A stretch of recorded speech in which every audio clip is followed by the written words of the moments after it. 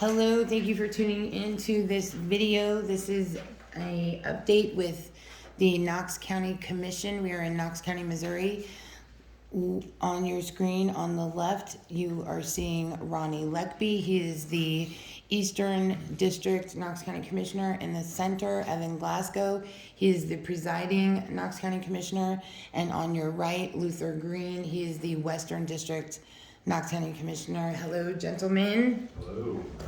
Thank you so much for doing this.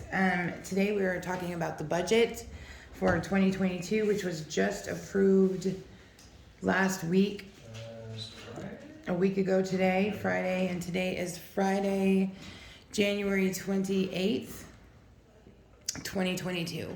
I'm Echo Mendez for the Edina Sentinel and the Nemo News Media Group, and let's just jump right in, gentlemen. We've got this Knox County budget in front of us, and we are just gonna go over some of the highlights of this particular budget. You guys just got done approving it, and then we'll just blurt out right here the total funds available, and this is that you're predicting for the 2022 year is $6,065,285.60.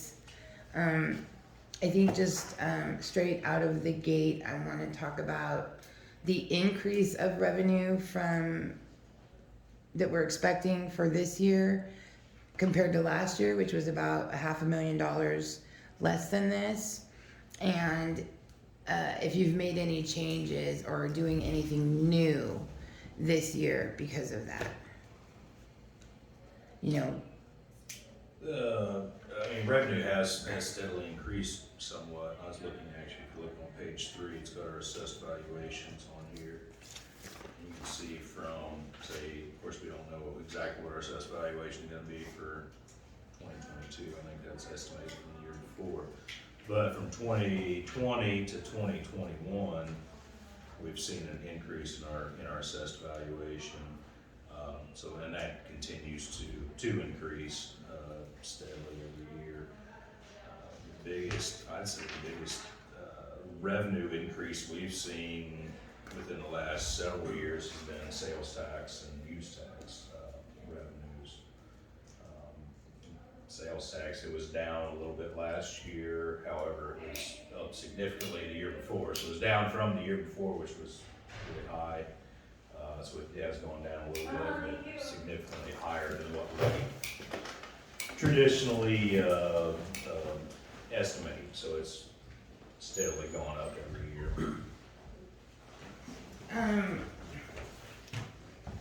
Just when you guys were putting together this year's budget, was there anything that we didn't get to do in 21 that you really want to do in 22 and have the the financial ability to do that with this budget? So I think the main thing that I see is with the price of rock and stuff that's been continuously going up, has been kind of stretching us thin on some of our rock. We have an area in the northeast corner of the county that has a river that's starting to kind of approach onto our right of way. We've had 60,000 set aside the last couple of years. We've ended up having to use that money for other rock that we ran short on for our roads. So I think this year we should be hopefully able to get more of a base onto that for this year. Other things that we've been able to do with the sales tax and everything going up, this year we did refinance some for the courthouse renovations and everything, and that saved the county quite a little bit. I can't remember off the top of my head. It was in the, it was quite well. We sent a press release, I believe, here a while back on that, had the savings on it. So you want to look back, I can't remember exactly what it was, but it's going to shave off 4 years, 4 years off of the term of the note. And once that's paid, then that tax goes away. So we'll do away with the sales tax for the courthouse renovation. Plans are to have that paid off early, which is what we kind of pushed when we were asking the people for that. So we're sticking with that. We refinanced, so it gave us a significant savings just on the interest of it essentially, for that. So we with the sales tax coming in at higher levels, we felt confident we could increase our payment on that, which shortened the term and saved quite a bit of money. So. And that's something that you guys have been doing since the beginning. You know, where there's been extra money. I've covered that. This was the first year that we were able to actually pay more towards it. So we had there was a five-year call on that. I think. So it was, we had to wait until that point before we could make any extra payments. We made a significant extra payment. A little over 300,000. Yeah. And and is it an annual payment every year? You make one annual payment, and what's that? It had been running as like 100,000 ish. It Roughly. varies because of as you drop the interest rates different each year, so it's definitely kind of. And it started out as a 15-year loan. And I think we should.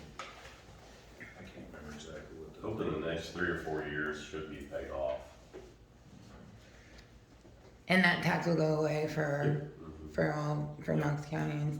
And then this isn't, well,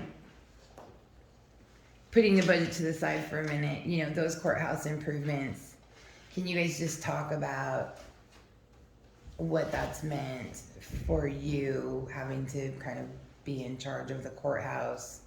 Like, just having had the improvements, here we are, we're kind of out away from it, it's been done, the hard part is over. Like, what are the strengths and weaknesses you guys have experienced with like getting that project done? I mean, it's definitely beneficial. I mean, obviously, we can see around town what happens if you don't take care of your buildings, or if they're left, you gotta upgrade and do things to your building. The tuck pointing we did and things obviously helped out with the exterior of the building. Windows, you can never go wrong with putting windows in, which makes it a lot nicer here in the winter time, because before you can feel grass come through. Or roofing. I mean, it was a benefit. I mean, there's no other way to look at it. I'm very pleased that the voters decided to follow along with us on that and authorize that tax. It's nobody wants to pay any more taxes, but we want our county seat to stay here, and our courthouse to stay up and going, and we're just very appreciative. So, and that's what we're trying to work to do we promised when we asked for that tax that it would pay for this. When it's paid off, it's gone away, and I personally told people we'd try to pay it off as quick as possible, and then we're making roads to do that, to get it paid off, so the tax goes away for our constituents and lessen the tax burden there. So. Do you have anything kind of like the hindsight view, like after going through the entire project and here we are, we're in a great position, we're paid ahead, you know what I mean? Is there anything kind of looking in the rear view that you would change about the project? Any of the things you have done to the courthouse, is there anything you would have liked to have added? Or I wish we could have done an elevator. And I know it sounds kind of silly, but I really wish we did good with what we've got for our chairlift thing going up the stairs. It's just not real functional. The way this courthouse is designed, kind of with the split level, it is difficult to do at best to do an elevator. It's possible, but it was going to cost a lot of money. And honestly, at the time, we saw it as something that wasn't essential. That's what we were trying to do. I'm hopeful maybe eventually we can get something done, but on an elevator standpoint, but it's still not essential. It'd be nice, but. okay, But back. there's always things that you wish you could have done different, on certain projects. Oh, yeah. There's some things that were done that I wish was different. Not that it's bad, it's just could have been something better. The other thing is there was, in the agreements, there was some things, stated it was supposed to be, 100% energy savings, guarantee. We went back, tried to find, make sure, see if we were saving money. And in the fine prints, there was ways out of that guaranteed savings. We've talked to the lawyers and they've kind of said it's kind of their way of getting out of it. So we don't really know if it's been 100% guaranteed saving us money or not. Hopefully it's at least making us look better. It was maintenance that needed to be done. As far as the energy savings, that's where we're not really sure of. We didn't really get the final reports back from them on that, so that's the only thing I wish we would have, I think we're seeing an energy savings. I don't know if we're seeing exactly the amount that was put out there to start with. With the closing in the envelope, you're gonna see some energy savings anyway. Maybe not as realized as what was projected. Well, and definitely with events of recent events, it's nice to know that you've gone in on the front end, the community's been supportive and taken care of the courthouse. It kind of maybe started the ball rolling a little bit too, we take pride in our courthouse. We want it's the center of the square. We want everything to look nice and as best we can, and I think it radiates out from there. If you take pride in something, then other people maybe will as well, and so I'm hopeful that more buildings will get fixed up and utilized, but that remains to be seen. Okay, back to the budget. I think probably one of the biggest things that you guys deal with is the county roads. Roads and bridges. Is there anything specific that you want the community to know about that's happening in 2022? We've actually started making, like the last couple of years, we were making good effort. We were getting a lot of things paid off. We were starting to, get some of our equipment, where we were sitting really good. We had an auction on Big Iron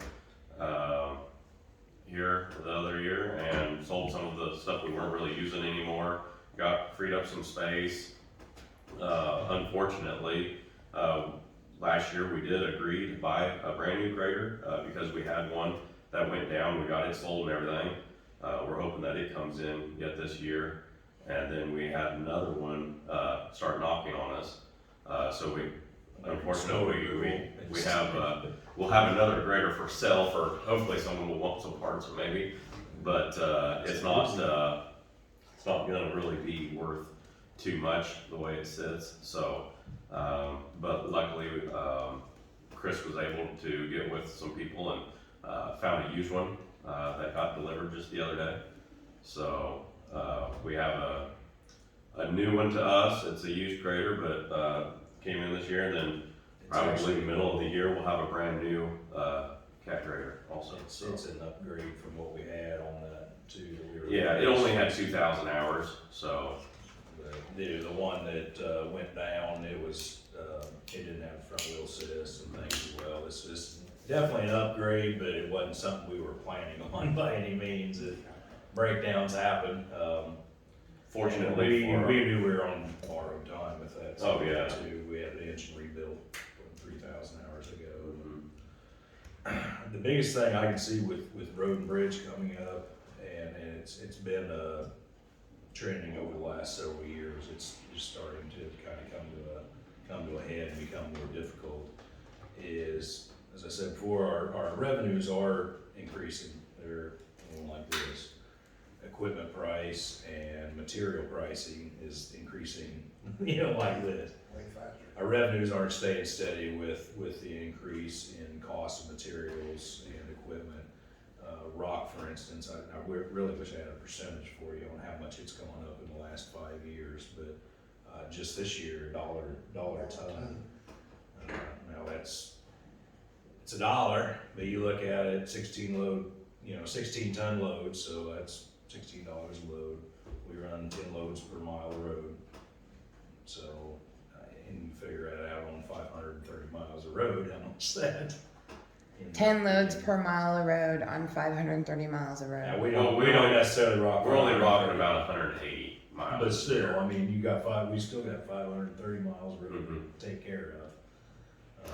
But yeah, our average, you know, how many? It's about 180 miles this year that we're gonna rock. It's gonna be the northern portion, kind of Highway 6 north from Edina that way, and then Double A north when you come over here on this side, and then all that section will be rocked this year. But we kind of That's part of that policy we got put in. We split the county into thirds, and I think it's a good policy that's gonna work out well.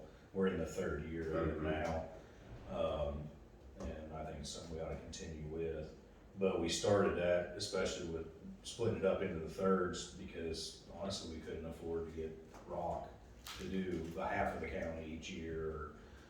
It's honestly not feasible to put that much rock on every road every year, because we just, you don't have enough hours in the year to do it. But it's a struggle with the rock price, especially, everything's rock roads.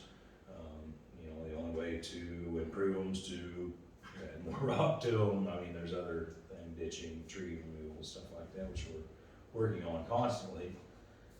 But just the material for rock itself is going up, the price for rock itself. And then what about manpower? How has the road and bridge crew changed? I would say over the last, just the last year. Have you guys added bodies, subtracted employees? We're on about the same, I About think, the on same. numbers. we might have added 1 or 2 max, but it's really We've had close some, to had that. some change turnover, but as far as, the actual numbers, over the last several years, of course, we lost some and went without, and then, hired some back, and so it's kind of fluctuated somewhat, but stayed pretty well within the same. Have you had any, because right now and for the last while, it's been staffing shortage everywhere. Have you guys had to contend with that? I really haven't had that issue yet, and that's, hopefully we don't, but. More COVID than anything, just like everybody else, so. I mean, over the last 2 years when we did, put out, we got very few applicants. Don't get near as many applications as we used to, but. But your capability of workload is kind of the same. I mean, We've got enough, you're able to people do. to do the workload, yes.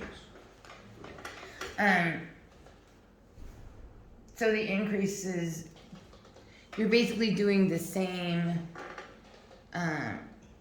following the same plan on the county roads, just so I understand. But the cost of doing that has gone up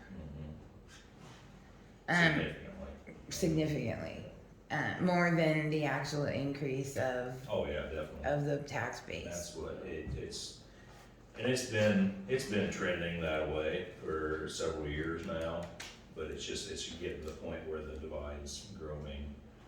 It's just started out like this, and then, it just continues to grow. And it's something that's probably gonna have to be addressed within the next year or so. I don't know exactly how we're gonna have to go about that. Like I said, it's the only, try to increase the revenues, the only thing I can think to, we don't have any control over material costs, obviously. And just looking at your budget for this year, 5A, I'm just seeing you got special road and bridge fund, and you've got roughly $1.5 million, which is a considerable chunk of your overall budget.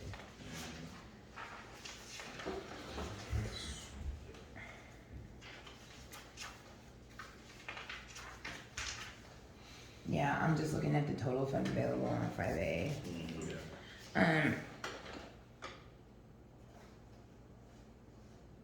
one thing, do you have any big bridge projects coming up this year that you're aware of yet? We don't, we built one last year, Mike Schrag, actually got awarded the bid. yeah, we contracted. And built one for us last year. It was one that kept getting pushed, south, you know, and every time it had a big rain. We'd have to go downstream, pull it back up and anchor it back in place. It was an old wooden bridge. It was, Like float it back up? Yeah, well, you pull it back up, it'd float downstream, you'd have to haul it back up. so. I mean, it wouldn't go clear downstream, but it would. But just enough You to have weren't to. gonna cross it. Yeah, it was pretty dangerous, so, I mean, that's one, good thing that we've got to be a part of to get fixed, Really, as far as bridging goes, we're, in the grand scheme of things with the counties throughout the state, we're sitting really well with bridges. We've got a few deficient bridges, but most of our, I'd say all of our major bridges have been. there is a couple MoDOT bridges that are gonna be getting addressed, hopefully Yeah. this year, it's on the specs. But as far as county bridges that we've got, we're down to, you know, dead end roads or, little plank bridges that could be replaced, you know, that we're hoping to replace with tank cars if we can, or other structures to, increase the longevity, try to get rid of our wooden structures. Bridges to me, because to me, there's stuff that you can see coming, and then there's stuff that you can't. You know what I mean? As far as Bridges typically you can plan for unless unless there's it gets flooded out. natural or, disaster you know, or something to that effect, and You can't then ever plan for And those. an inspector comes around to our bridges Oh, and yeah. inspects them and stuff too, It's so. inspected every other year. yeah, every 2 years. I just learned that from MoDOT. MoDOT does that. Mhm, Yep. So it's not like, you know, we're way caught off guard when we do have a problem, it's just getting the funding sometimes to take care of that problem, depending on how big it is. And I think coming up is gonna be a little better. There's a big push federally anyway for transportation funding and things. I think it's gonna open things up a little bit. Cause this, I mean, like what I was talking about with our road and bridge issue isn't just for a problem for us. It's everybody. I mean, nationwide, you're seeing that. MoDOT's seeing that and has been for the last 10 years. I mean, it's just the way it's been trending everywhere. Your revenues stay flat or on a slight increase, and that your costs go up significantly. It's just But with being able to, you know, kind of get some things, you know, paid off, get interest down on different things, like that bridge we just talked about, the county actually paid for that bridge. There was no, you know, federal help on it, there was no loan, you know, the county, you know, built that bridge with the county's money. We didn't have to go out and, we did it in a way that, the reason we did it the way we did is we get 80% of that back. So 80% of what we spend on that bridge, we'll get back in what they call soft match credit for our BRO programs, federal bridge program, which is what we've used to replace all the other bridges throughout the county. And there's several other programs as well, but that's, that will free us up. You gotta build that soft match up, so you have the 20% match that the county has to push now for your BRO projects. They pay 80 and then 20. The county gets allotted, you know, X amount of dollars every year that goes into coffers. It all stays at state level, but specifically for, off-system bridges is what they call them. So your county bridges. The way we've been setting, of course, we were in the hole on that, 'cause we had an emergency bridge we had to build up north part of the county a couple years ago, which put us, I believe, like 3 years in the hole. So we're back above the negative funds on that within our federal bridge dollars. And now we have soft match credit to add to that as well. So we're hoping that next time we get enough built up, we can build another bridge and make it a very significant one. Nice. I just heard the lunch bell, and so I'm gonna try to wind down because this video's getting encroaching on. Right, so much for our 10-minute update. let's jump into CARES funds and recovery funds, because I've heard a lot of rumbling about ideas that you guys have had to possibly use county CARES funds on this coming year. Can you guys talk about that? Are you ready to talk about that publicly, or CARES funds are gone. I mean, that was. the Yeah, recovery? You have the ARPA funds. And honestly, we've kicked around several ideas on it and stuff. They just came out with the final rule the last week of the year, I believe it was, on that. And so that's kind of the next step, start going through that. We got our budget done, now we're gonna start kind of pouring into that, to figure out exactly what we can use it for, how we're, procedurally, how you go about it. Of course, federal dollars, all kinds of hoops you gotta jump through and rules you gotta follow, and so I think our goal is to use it to invest it. That's the big catchphrase, investing. You can spend money on anything, but we want to invest it in something that's gonna be meaningful for the county. I heard that you guys were kicking around outdoor spaces and partnering with the local kind of townships, cities and towns, villages, to kind of help them improve their outdoor spaces. We've been kicking around quite a few different ideas, trying to get some, opinions out there. That way we can get some feedback, from the county. Like I said, there's been quite a few people that's already sent letters up requesting funds and stuff, for what they're wanting it for. But at the same time, we like to try to, put things out there, give it time to kind of circulate. That way we can kind of see what, the county thinks, and kind of hear some different opinions, for going forward. One thing is a push with the ARP fund. Well, there were several criteria that you had, several categories, I guess, how they had it categorized, and outdoor spaces, outdoor recreation, downtown revitalization, things like that was qualified. One thing we talked about was doing a cost share with other local entities, so cities around, if they wanted to, say, rehab their park, for instance, something like that, or help to. I mean, it fits in with the code narrative of outdoor spaces and staying safe that way. But it's also an investment in communities that helps out. I mean, you go ask kids around what's the worst thing about this place. There's nothing to do here, so let's give them something to do, or try, at least give it our best effort, with our Cedar Lake areas and things like that. We're looking at and making a big improvement there to put in campgrounds with full hookups and things. There's a lot of ideas that are getting looked at and kicked around, but we haven't had anything finalized. Honestly, really haven't had a whole lot of discussion on it. Because we've been waiting on the final guidelines from the feds to come down. So. All right. Is there anything you want to add? Do you want the community to know about what you guys are working on right now? Anything you see coming down the pike for people to be mindful of? County government wise. I can't think of anything off the top of my head, honestly. This is just the first one of these, and we're going to try and do this more often. And if you're watching this video and you have a question that you want me to ask to these guys, we're going to try every Friday, every last Friday of the month. And so we will get this out on the internet and let people see it in that way. I'm easy to track down. If there's anything specific anyone wants me to ask our Knox County Commission, you can get a hold of me and we can make that happen. So. And we are here Monday mornings and Friday mornings. So if people do have questions or concerns, they can always call in. So.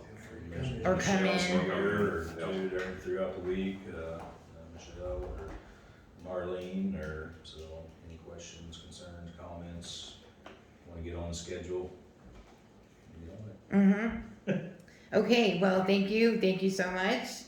I'm going to go ahead and shut this video down for now. Again, on your left, you've got Ronnie Leckby. He is the Eastern District Commissioner.